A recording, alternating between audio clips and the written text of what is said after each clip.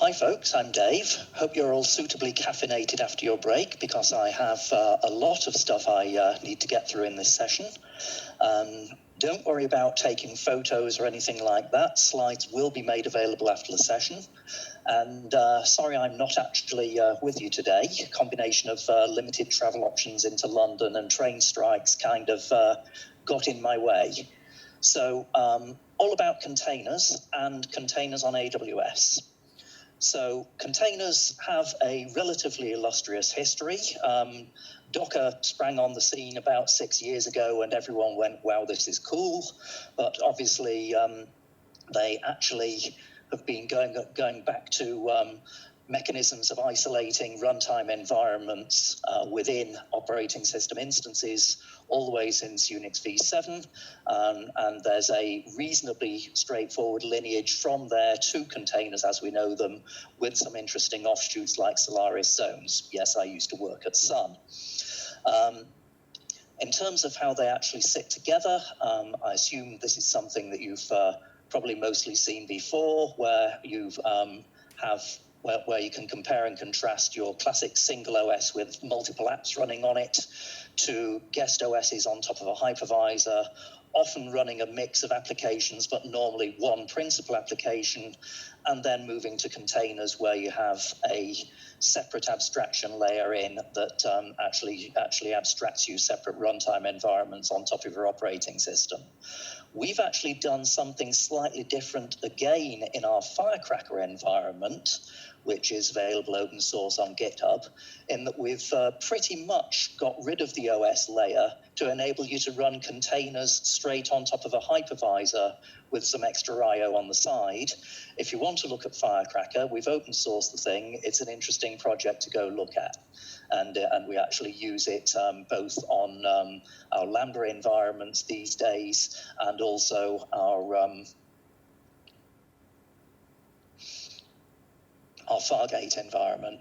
So when you're running containers, there's all sorts of things that you need to look at as distinct from operating systems, in that the little runtime environments and application versions tend to change more often. They pop up, they go away, people auto-scale them, and if you're looking, and most people use containers for delivering microservice style environments, so there's a lot of dependency meshing going on.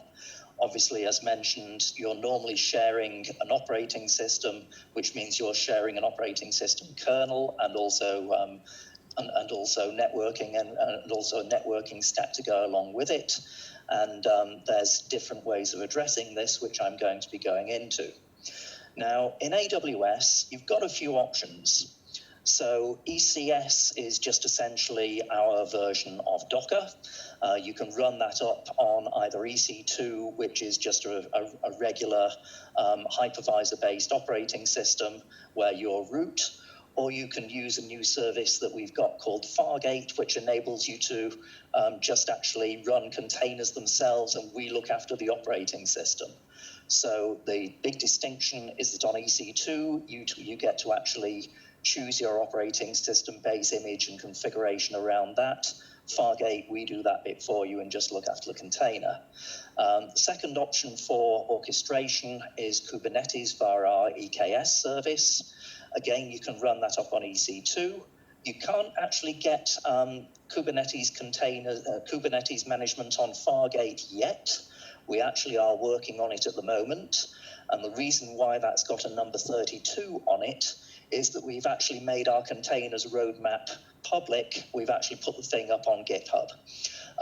Obviously, with all the work that we're doing with the likes of the CNCF, taking their output and also the Kubernetes project's output and building it into our services, they make their roadmaps available. Our containers team decided that it made sense for them to as well, just so that everyone can see how everything meshes together. So you've probably heard a bunch of stuff around this thing called Kubernetes. It's originally a Google project. It's now got very much a life of its own. It's a not exactly simple thing for actually managing and handling containers at scale and how they are able to sit together and talk to each other. Comes in two pieces, essentially, control plane and data plane. The control plane is a whole bunch of applications primarily written in Go, which Google, I understand, actually wrote in order to write Kubernetes in. And then you have your data plane, which is where you have your individual nodes and then where your workloads go running in pods. Now, on EKS, as I said, the control plane is a large and complicated thing to manage. So with EKS, we've actually taken that piece away and we look after it ourselves. You just need to worry about the containers you want to run and standing up the hosts in your data plane to actually run it on. Our control plane, as well as having gone all through all the Kubernetes conformance tests, is also run in a manner so that it meets all these requirements that we have audit reports against. So if you're running in a regulated environment, this may be of use to you. So as I said, you need to, in an EKS environment, look after the handling and management and building and life cycle of your containers themselves, and also the provisioning of the hosts that you actually run on, you run that code on in the data plane. So if you're a developer actually putting together a container, what you need to do in AWS isn't that much different to what you would do in any other context, but there's some extra tooling that we can bring to bear. So first of all, your base actual image, they get identified by tags, they get stored in repositories, they get organized in registries. And let's take an example here. Let's take a look at an Nginx container. So normally you go looking for one of those, you pick up the latest image, that'll go in a library, and you'll get it from somewhere like Docker Hub. And these actually look not entirely dissimilar from our own resource name identifiers. So your containers all live in registries. Some of these are managed by the likes of the nice people at Docker, some of which you can actually manage yourselves, like our own Elastic Container Registry, ECR. Some of them are open source, some of them scale to enterprise, and if you're using your own register, you should be able to put controls in place so that you can trust what gets put in it. So that when you actually want to go taking a container and running it, you can pull it from your own repo, which is going to be close to where it needs to run, and then actually just stand it up. Public repos, I wouldn't trust what's in them myself. There is some scanning that gets done on them, but the nature of the scanning isn't necessarily that open. Also, you don't know how frequently scanning happens. There have been some interesting things found in images that people have got from Docker Hub before now, although they are working hard to clamp down on things like malware in containers as it is. If you go to commercial repositories like the Docker Store, obviously that gets submitted by vendor partners, goes through further verification process, and as Reagan popularized an old Russian proverb, trust but verify. So to go about containerizing an app, let's actually see how you go about doing that. So if again we take Nginx, we go to Docker Hub, there's our latest repo. We can see that it's built on top of the slim version of Debian Stretch, which has most of the stuff in there is stuff that you're likely to need, but there's probably some things that you don't. In terms of how to go about selecting an image, we'd recommend actually avoiding the latest tag because you still don't know what actual version latest is. So when a new version gets cut, that inherits the latest tag. You've actually changed a version and you don't necessarily know it. Also, if you're doing security scanning on your containers prior to deploy, that may cause issues with your scanning tools. So always best to actually use a tag of a numeric. If you're building your own containers, build from scratch is the ultimate minimalist approach in that your container actually starts off empty. And obviously with nothing in the container, there's nothing there to compromise. A lot of people use the Golang option because you then wind up having your binaries a single file with everything statically linked into it. It's kind of the container version of a microvisor. So with your containers, unless this is really important actually, there's a couple of thousand containers that were found on Docker Hub not that long ago that didn't actually specify users. So this means they run as root, which means they get privilege on the underlying OS as well as the container itself, which is bad. So be sure your container has a user.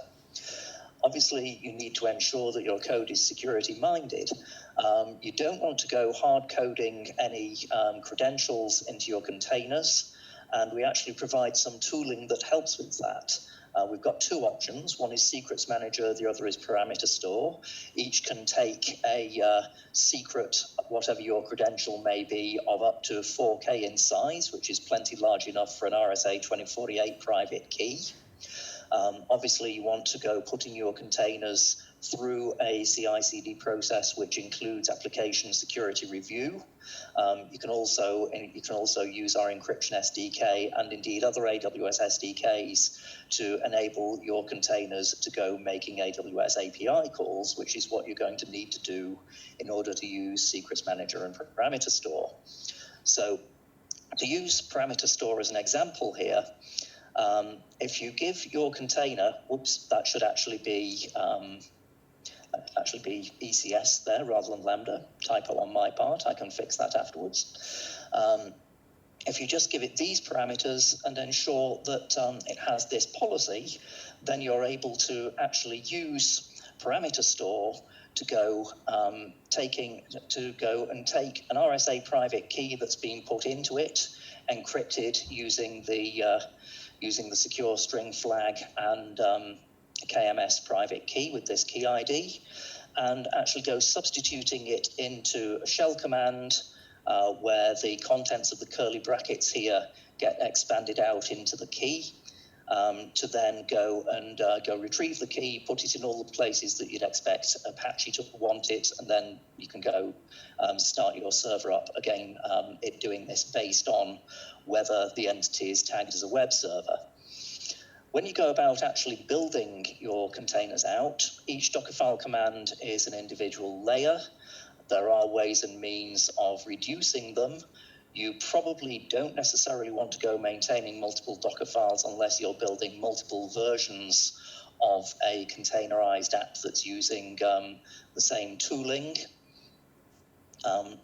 Again, this is where you may want to have different Docker files to actually take out debug tooling, so you're running a minimal image in production. You can do multi-stage builds on this, or you could actually build without Docker at all using other microvisor tooling.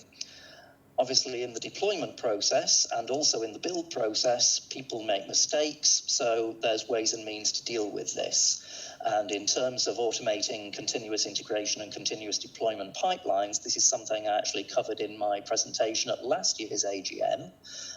If the slides are still online, that's good. If not, I can send a link to another version to incorporate.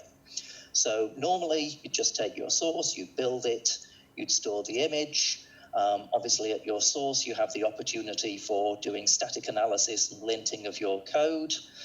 You can scan the image in the pipeline via a test phase, also do things like automated penetration testing there if you want to, and then sign the image and then go and store it. We don't actually have any cryptographic signing tools ourselves in ECS and EKS, but the regular Docker ones can be imported into your pipeline and they work just fine. In terms of integrating scanners for build time, there's a bunch out there in the world. Claire is open source.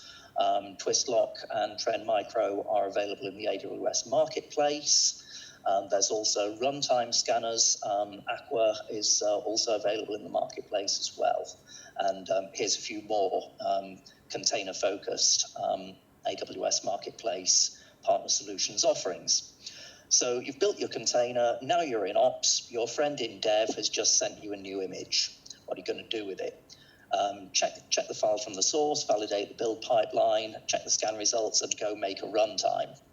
So this is where actually, in terms of a shared responsibility model, development and operations meet each other at the runtime configuration. So what the runtime actually looks like is it's just a set of instructions that tells the scheduler how to go running containers. So for regular Docker, it's a task definition. Kubernetes, it's a pod spec.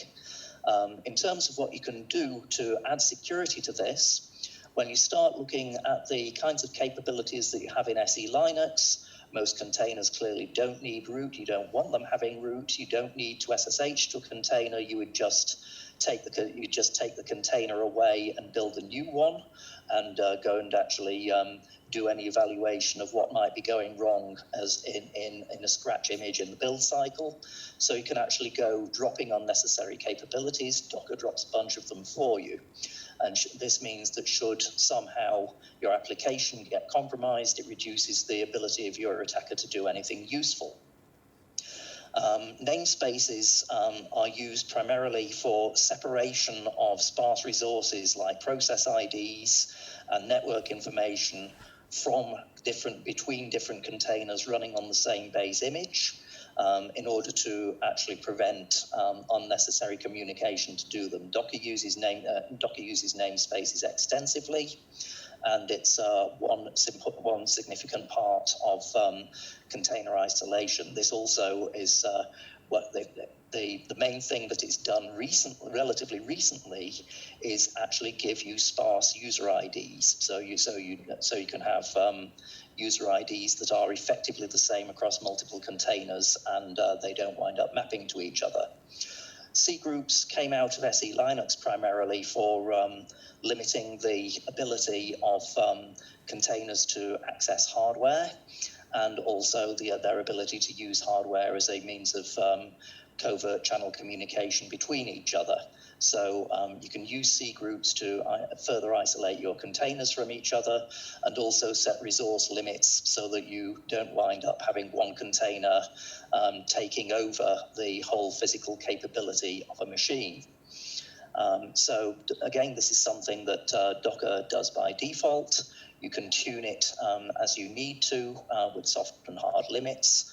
Hard limits you'd normally set down at the operating system level. Soft limits are things that containers can be given privilege to tune themselves, such as being able to scale by increasing the number of processes they're able to launch. What you want to do there, of course, is by limiting the number of processes, it stops an attacker actually compromising an environment and causing it to go and fork bomb itself. So you can do fork bomb prevention by limiting process count. Seccomp actually further enhances what you can do with the SELinux limitation and also cgroups by further taking away the ability to make specific system calls. Default profile takes a bunch of them away. You can take more away. Again, this is something that you can get into in more detail. You'd normally run your containers unprivileged, so that they can't go accessing the underlying host. It winds up, it's there for some very limited use cases. Most people don't need to run Docker in Docker. So this is something that you can get. This is something that you can get rid of. Run all your containers unprivileged. Similarly, for the most part, if you're working in an environment where you're storing your persistent state in a back-end database, so your web server containers and your app server containers are effectively stateless, you can normally get away with actually setting your containers to be read-only, and then actually just using stood-out and stood-air and piping those to remote logging capabilities for actually writing your log output. We've already mentioned briefly what you can do about putting IAM roles and permissions on your containers themselves. You can also put them on the underlying instances that you host your containers on if you need to. But normally the usual thing is to put them on the containers themselves to give you a least privilege environment there. If you're doing this on Kubernetes as opposed to ECS, you do need an additional daemon linked to it down there at the bottom in order to map IAM permissions and Kubernetes permissions together, but more on that later. Also, of course, it means that if you're dealing with permissions on the containers themselves, then you don't need to have shared permissions inherited by a container that happens to be running on the same underlying server. Network security, when you're down at the actual host level, your network traffic is bridged, so you wind up getting data coming in that is potentially visible to all containers, and you wind up separating this out by having a network abstraction over and above that by having routing to individual containers and further isolation that you can manage with security groups and virtual network interfaces as we've got there. So as you can see, we're able to filter traffic at the container level. Again, you wind up using a plugin in order to do that and effectively act as a virtual router. So if we get below the containers themselves and look at what you should do to protect your operating system, everything that you do to protect a traditional operating system environment in a cloud applies. But in container space, obviously you want to be running minimal images that only have the capabilities to stand up and run your containers. I'd rather like what comes out of the Atomic Linux project, because this actually uses SELinux profiles to do further separation assurance between your individual containers at operating system level. So all the best practices that you would do for operating system management apply just the same on ECS and EKS as they would in regular EC2. All the same protections work. And rather than actually going and patching your instances, it's far easier in an environment where you're standing up and destroying containers regularly to also stand up and destroy your instances. So make your EC2 instances immutable and stand them up, tear them down, and configure them as per your Docker security recommendations from CIS and others. Of course, if you don't want to go actually doing operating system husbandry, we can actually do that for you with Fargate, and there are good reasons why you'd actually want to do this, particularly in a Kubernetes environment, which I'll get onto in just a little bit. So in terms of container deployment, you can either do it yourself, but obviously, just as with development, you want to go about automating this. So a lot of people do it with CloudFormation to actually go and push your containers out. But again, those CloudFormation tools need to be called manually. So it's best to actually incorporate it onto the end of your CI/CD environment by using code pipeline that then just goes and calls the runtime environment itself to deploy your container once it's built and tested. In terms of actually managing your orchestration tooling, this is where we get into how what Kubernetes does can be made to integrate into a regular AWS world. So we've got our identity and access management system, IAM. This integrates just readily as it comes with ECS for regular Docker on AWS. If you're running Kubernetes, it's got its own IAM mechanism with its own Kubernetes role-based access control system, and you need to integrate the two. What we've actually done with EKS is when you go running a kubectl call against your Kubernetes control plane, that passes your AWS identity, and EKS actually then goes and verifies that against IAM to verify the genuineness of the identity before also then go and verifying against Kubernetes RBAC what the permissions that that identity has are, before then determining whether you're allowed to actually run your kubectl or not. So there's an integration on the back end there. Kubernetes RBAC roles don't look that far different to what you'd expect in IAM. You can define them yourselves, of course, but Kubernetes does come with some relatively broad brush ones that a lot of people tend to pick up and modify, and essentially use these as a baseline to develop from. In terms of assigning roles to tasks and pods in terms of where your runtimes go, from an ECS perspective, you can just bind an IAM role to your underlying instance or to your container, and it'll just work. If you're using Kubernetes, you also need to add either kube to IAM or KIAM, both on GitHub, in order to make that work. So these are the roles that you would wind up assigning to your different nodes and pods based on privilege requirements to enable them to go accessing the various AWS services that you may need them to.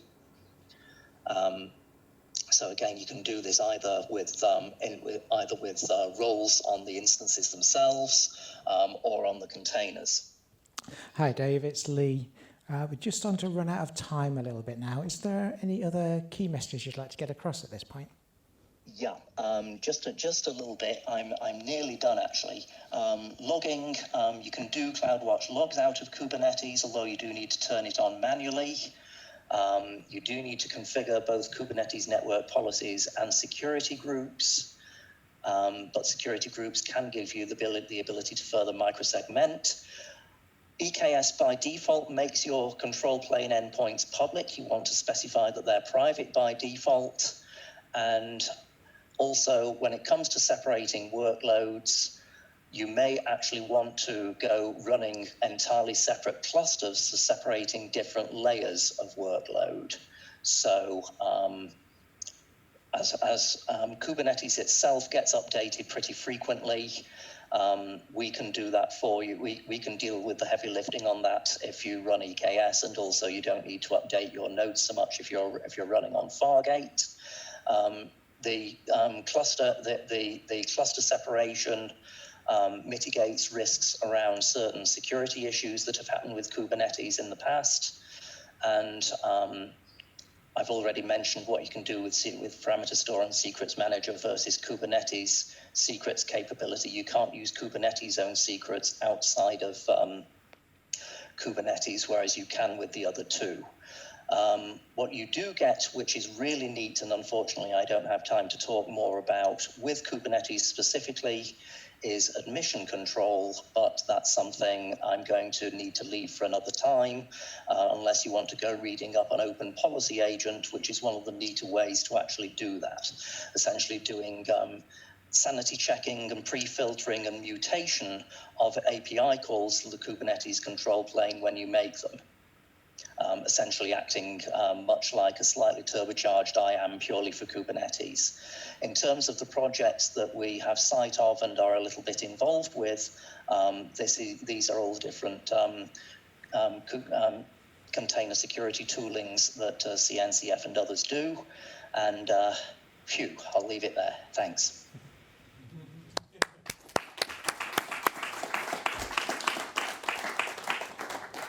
Thanks a lot for that, Dave. One of the reasons why we keep inviting Dave back, so this is his third year presenting at the AGM, is that it actually helps to make things a bit more real. So Dave can show you how this stuff actually works in practice. So again, I think this is another good example of that, this time on containerization. Does anybody have any questions for Dave while he's still online? How do we get the deck? Oh, that's a good one. So Dave is good, and he sends through a PDF of the slides, and we'll be putting those up on the UK chapter website. So if you go into the CSA UK chapter website, these slides will be available soon. Any more questions for Dave?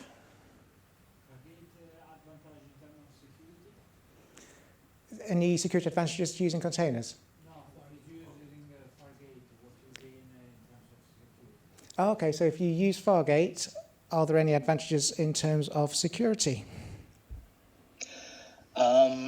Yep, so I think of Fargate as being like Lambda for containers, but without the event triggering, although you could actually have a Lambda function trigger a Fargate container.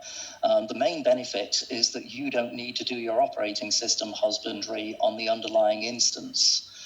We deal with the patching, we deal with platform configuration and minimization, and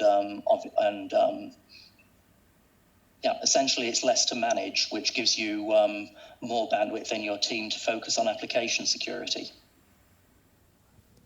Okay, thank you. In which case then, Dave, I think we can safely let you go. Thanks again for your time again today, and hopefully next year you'll be back in person. Yeah, sorry I wasn't there to enjoy the other sessions. No worries. See you soon, Dave.